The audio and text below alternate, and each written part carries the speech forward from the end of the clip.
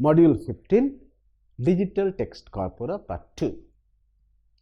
So in this module also we are going to describe some more English corpora as well as corpora in some other languages which have been developed and used by us in different ways. Here we will discuss about the formation, about the British National Corpus, the BNC Baby, American National Corpus, Bank of English, Croatian National Corpus, English Norwegian Parallel Corpus, and International Corpus of English. We emphasize on those because these are very prominent language corpora and have tremendous significance and impact in the whole enterprise of corpora generation. One should clearly understand here is that the generation of text corpora is not confined to a few widely privileged languages like English, French, German, or Spanish. In fact, many less known and unprivileged languages also come up with corpora of various types for public access. This makes it possible to find out corpora of various types in most advanced languages as well as in less resourced, less advanced languages. So digital corpora are already developed in almost all the languages, barring a few, which are yet to come with an opportunity for developing the facilities of computer technology as used by most others. In India, for instance, the languages that have already developed corpora of some or other type in digital form or are in the process of developing these are including Assamese, Bangla, Bodo, Gujarati, Hindi, Indian English, Kannada, Kashmiri, Konkani, Malala, Manipuri, Marathi, Nepali, Odia, Punjabi, Sanskrit, Sindhi, Tamil, Telugu, Urdu, and others. So almost similar efforts are being made for a few dialects used in Indian subcontinent. So we'll also try to discuss, to refer to some of them, if possible, within this module to show how the whole enterprise is going on. First, we'll discuss the British National Corpus. The British National Corpus is a very large corpus of modern English texts. It contains 100 million of words of representative samples of both written and spoken English from a wide variety of text types and disciplines. It is systematically designed to represent much wider cross-sections of the current British English, which is reflected both in spoken and written practices of the native speakers. So British National Corpus contains texts produced only by British national speakers or native British speakers. This corpus building activities are carried out and managed by a consortium built with direct industrial involvement and academic collaboration. The project is led by Oxford University Press with participation of a large majority of dictionary publishers in England, Addison, Wellesley, Longman, then Kingfishers and Chambers, and many others. And it's also, the project is funded by Science and Engineering Council and Development of Trade and Industry under the program of Joint Framework of Information Technology. The first work of building corpus began in 1991 and the phase completed in 1994. The general release of this corpus was made in 1995 for researchers. The BNC represents a wide range of modern British English texts. The written part covers nearly 90% of the total text samples so far included into this corpus, which also includes extracts from regional and national newspapers, specialist periodicals, journals of all ages and interests, academic books and popular fictions, published and unpublished letters, and memoranda, school and university essays, and many other kinds of written texts. The spoken part comprises only 10% of texts, including a large amount of unscripted and informal impromptu conversations, recorded speeches selected from different age groups, regions, and social classes in a demographically balanced way. Also, it contains speech samples collected from different interactional contexts, from formal business talks to governmental meetings to radio shows to individual telephonic conversations.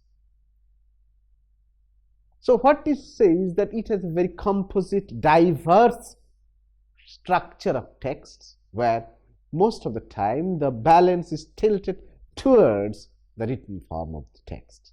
90% of the text of the BNC comes from the written sources, while 10% actually comes from spoken texts. So far, the BNC contains 500 million words comprising 5,000 plus text types. Of these, 1,000 plus text samples are transcripts of spoken conversations and monologues also. Each text is segmented in separate orthographic sentence units, within which words are assigned to a word class or a parts of speech. So here text is also available in certain level of annotated form. The text segmentation is as well as word classifications is carried out automatically, mostly with slight human supervisions using like clause system, which stands for Constituent Likelihood Automatic Word Tagging System. So this British National Corpus distinguishes 65 parts of speech.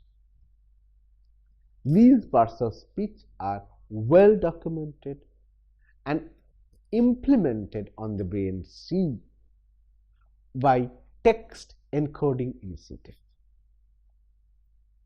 At present, it is fully downloadable version, usable up any platform, and the wide diversity of the text types as well as the synchronic schematic representations of annotated version of the text makes BNC as a highly useful resource for research in morphology, lexicology, lexicography, semantics, artificial intelligence, language technology, NLP, and literary studies, speech synthesis, speech recognition, and many other fields of linguistics.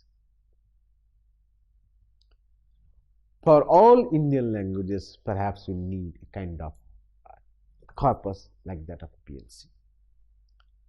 The next one is the BNC Baby. The BNC Baby is developed as a subset corpus designed with a database only of 4 million words, which are extracted from the mother corpus, the British National Corpus. This corpus carries detailed and elaborate information of documentation of the corpus text and the contents, as well as full demonstrations of the materials for using it in the English language teaching purposes. So BNC Baby is basically designed for the purpose of teaching English as second language as well as first language in different domains. Thus, this corpus includes 4 major types of text of modern British English. They have large collections of informal conversations, then some part of academic prose, some part of fictions and imaginative writings, and some newspaper texts. So that means it gives the learners a good scope to know how English is being used in 4 different more measured domains, and if there is any difference in use those text in different ways. The text samples are annotated with information of parts of speech at the word level, so that words are easily retrieved and detailed information of metadata is also kept. The BNC baby is made with a clear intention for using it in teaching and learning purposes. The actual data, the examples, and information found in the corpus are actually largely tailored to address the purpose of the community. So the corpus is supported by a tool which is known as Zyra, an open source indexing program which is separately developed to address various requirements of the learners while they are accessing BNC baby for their learning process of English. So this software helps them to access data, to utilize data, to manipulate data in all possible ways to address their various requirements. So BNC baby is made with a specific goal. Perhaps similar kinds of things can be thought of for Indian languages. Now we can look at the American National Corpus. As you know that the main task of corpus building, the first work of corpus building started in US. But in the meantime, when the project for American National Corpus development started, it was too late for them, because by this time, not only in UK and some other parts also, the entire task of corpus building was in full swing. So American people, for the first time here, we find that they start a little late than other countries. The American National Corpus is designed and developed to gather a representative language database of modern American English, which can be compared to BNC. The analysis of BNC demonstrates that due to several differences in language used in 2 separate countries, the BNC cannot be used as useful rational referential resource for American English. So they need something of American English in the similar form of that of BNC, so that cross-lingual comparison across Atlantic is possible. This leads to generation of ENC of modern American English that will be used significantly contribute to linguistic research as well as to provide rich rational resource for education at all levels. The goal of ANC is to obtain a large corpus database of at least 100 million words, which will become sufficiently comparable to that of the BNC. It is almost complete now, and the data is collected from the consortium of publishers of American English dictionaries as well as from the publishing companies having interest in language and linguistics in general. The Linguistic Data Consortium, located in Pennsylvania University, is also providing necessary texts to the corpus besides initial financial and technical supports for the service or success of the project. If you look at the data available here, the total corpus size is now at present 150 million words now included into it. So They have the text classification schemes here. In the table, as you can see, is that they have the spoken text are taken from the call home calls, switchboard spoken texts, Charlotte narrative spoken texts. Then written texts are coming from New York Times, Burley's Travel Guide, Slate Magazine, and various non-fictions. So ANC, like that of British National Corpus, or BNC, also constitute data from written text and spoken text. So these are the details about the composition of American National Corpus, but that can be referred to the original text. This is not necessary to give full details here. I'm going to the next issue, next important corpus, which is called Bank of English. The Bank of English is a huge collection of samples of modern English, both in written and spoken, developed in electronic form for analysis of form, meaning, grammar, usage of English words. It was first launched in 1991 by Cobalt and the University of Birmingham. Since 1980, the Cobalt Group, located at the School of English at the University, has been collecting a corpus of modern English, text in electronic form, for the purpose of dictionary compilation as well as for language study.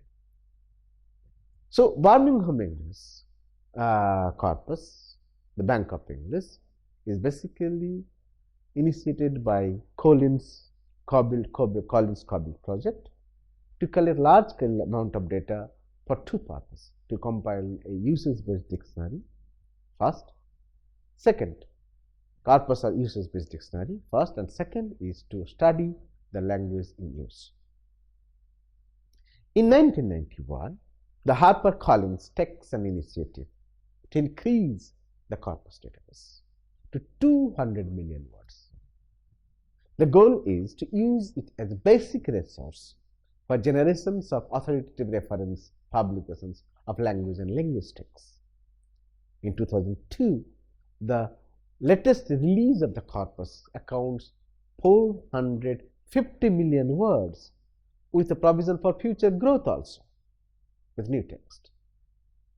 The research activities of the Cobalt Group shows that the large samples of texts are indeed indispensable for authentic linguistic studies in English.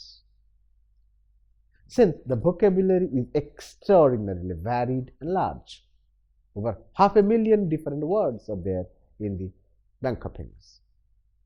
Besides, there are various varieties of current uses of English words based on the country of use of English. In order to draw statistically reliable conclusions from computerized analysis of corpora, language researchers need adequate databases and text samples for multiple varieties of tasks under their disposals. So, Bank of English is providing a large chunk of data for various linguistic studies and research into it. The Croatian National Corpus is made with a large language database comprising nearly 30 million words or contemporary text samples of Croatian language. In fact, the analysis of corpus produces a large list of non-lemmatized tokens which are derived by compiling lexical resources, including the Croatian National Dictionary and Croatian language teaching materials. The corpus is now augmented with new data of representative Croatian texts from other older text and contemporary text materials available. After the compilation, the entire corpus now generates a lexicon of 1 million Croatian words.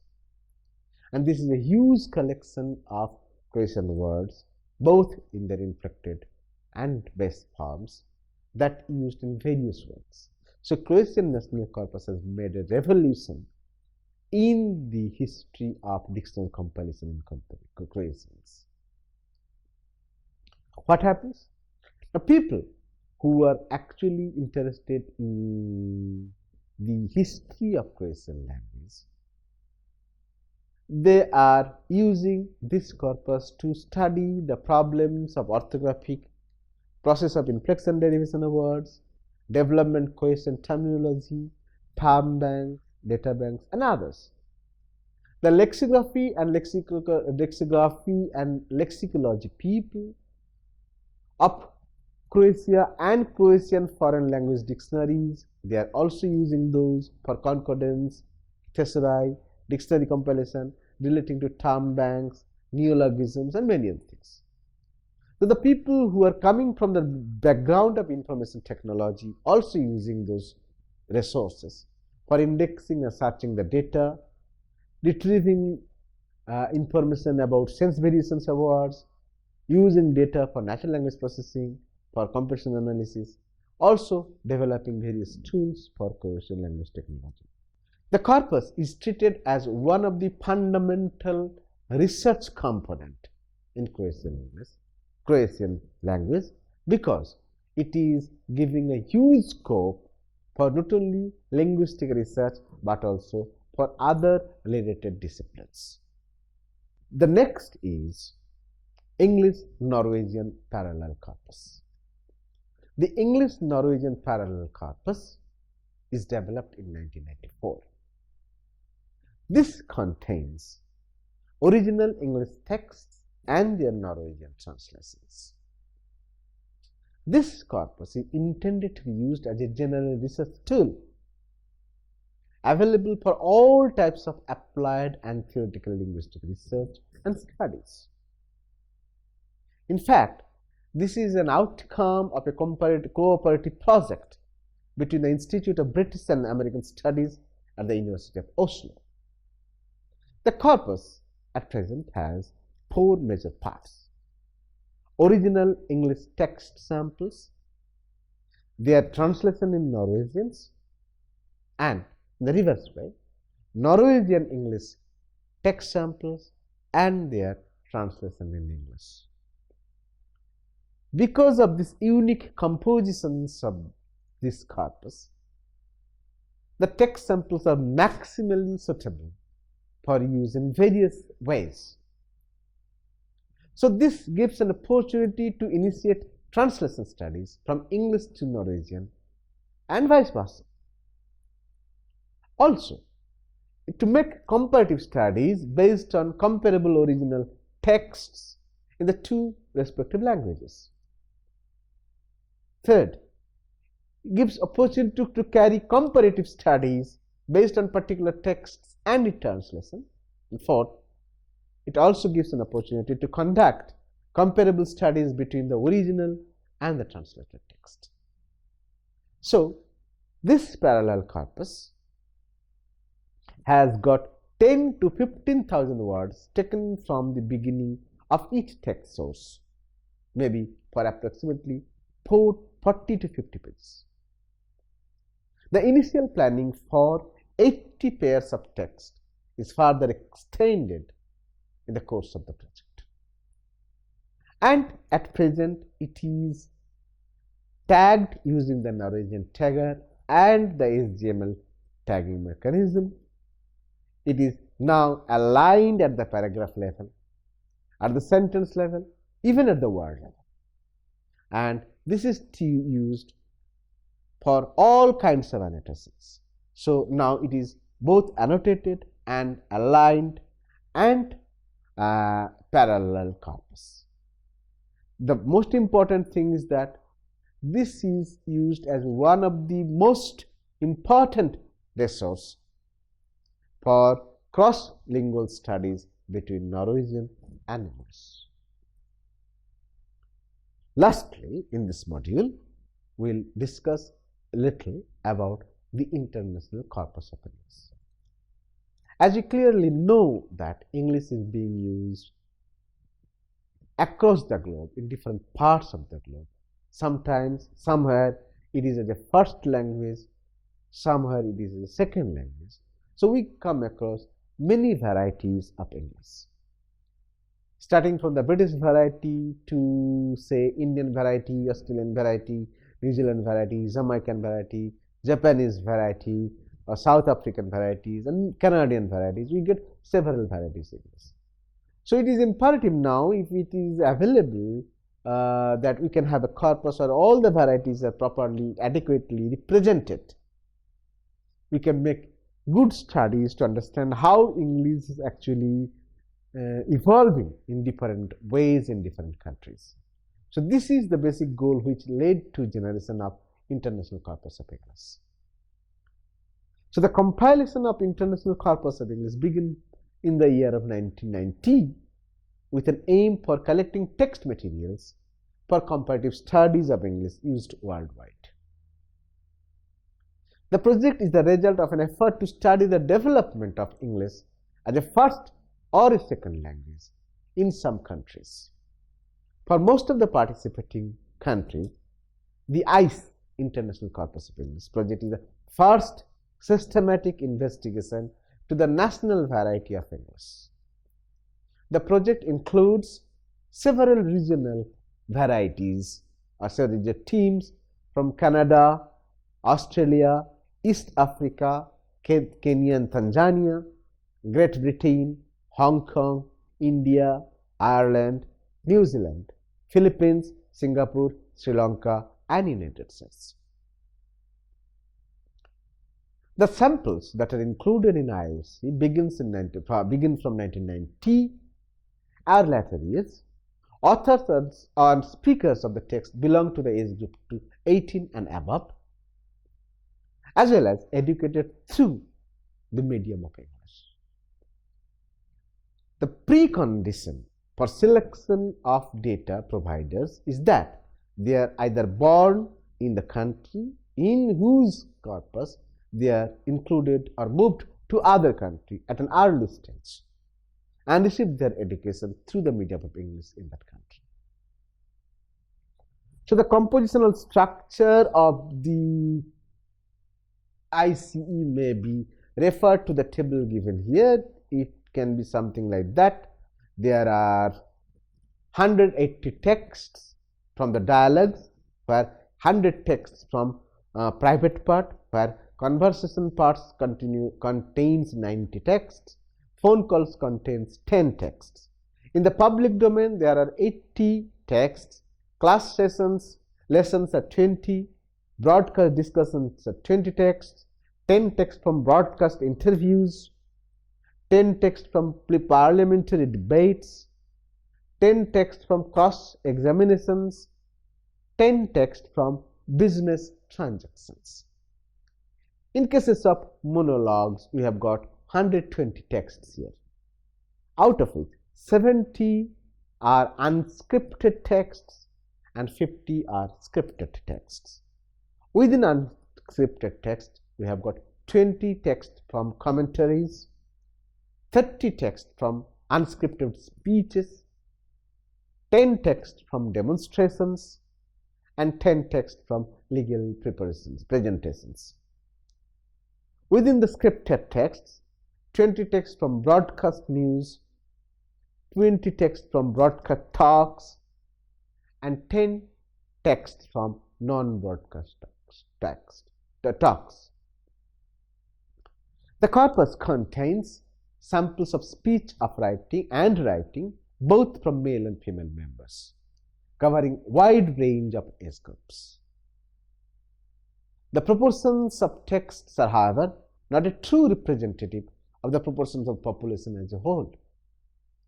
For instance, the number of female data providers is not adequately represented in some professions such as politics, law, and administrations. Due to these reasons, however, the ILC has failed to produce the equal amounts of discourse from most of these fields. Furthermore, the informants coming from different age groups are not equally represented with regard to the students and academic contents. The non-printed texts are also included in this IC. There are nearly 50 texts 20 texts are produced from student writings, 10 from student essays, 10 from exam script, 30 letters, 15 letters from social letters, 15 from business letters. In the printed text part, there are 150 texts from printed text, 40 academic texts, 10 humanities, 10 social sciences, 10 natural sciences, and 10 technology. Popular texts are 40, humanities 10, social science 10, natural science 10, and technology 10. Reporters' texts were 20, mostly press reports.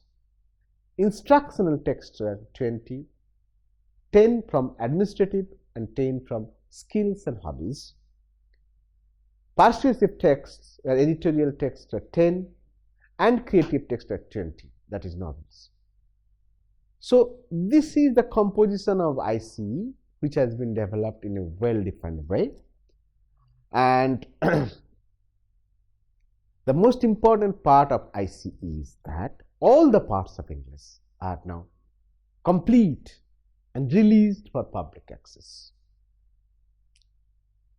These are comprised with 1 million word database of contemporary English used in each individual country. The corpora are fully parsed and carries a large number of syntactic trees also. With the retrieval software tagged with it, it becomes a good resource to study English used all across the world.